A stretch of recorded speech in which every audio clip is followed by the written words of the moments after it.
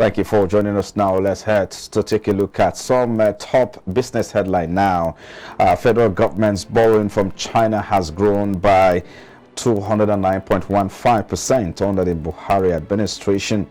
This is a total bilateral loans rose by 219.91% from $1.58 billion as of June 2015 to $5.07 billion as of December 2022.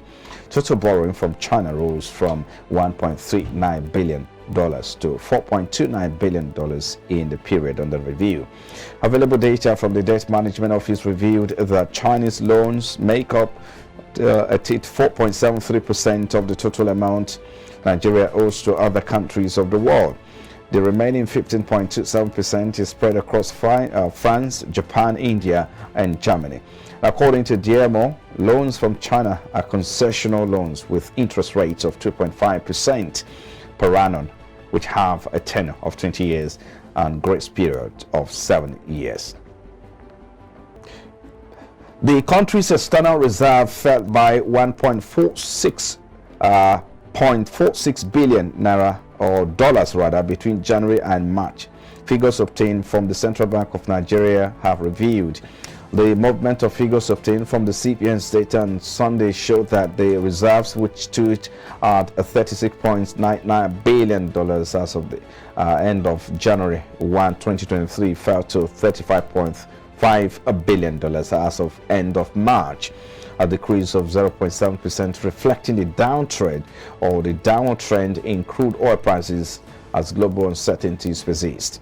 According to the CBN governor at the last Monetary Policy Committee in Abuja in March, a decline in the external reserves is attributed to the fall in crude oil prices. Meanwhile, the National Pension Commission, PENCOM, said about 90% of employees in the public sector are not enrolled in the macro pension plan. They said that bringing them into space is important to address the risk of old age and poverty. The movement, it says that the macro pension plan platforms provide workers in the sector opportunity to register for secured pensions and contribute flexibility.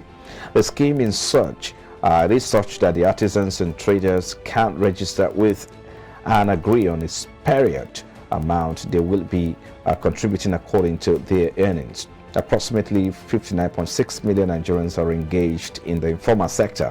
According to PENCOM, this is a means of savings also for those in the informal sector, as contributors can even draw up to 40% of what they have saved for an emergency demand, while the balance is kept till retirement.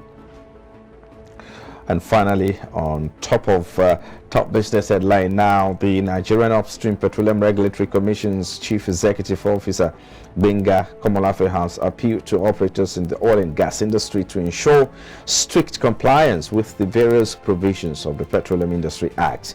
Komolafe stated this when the management of Heritage Energy Operational Services, led by its Chief Executive Officer, Ado Oseragbaje, said paid a courtesy call to the NEU PLC. Komolafe reiterated that complying with the various provisions of the PIA will enable the industry as well as the nation to enjoy the benefit of its successful implementation.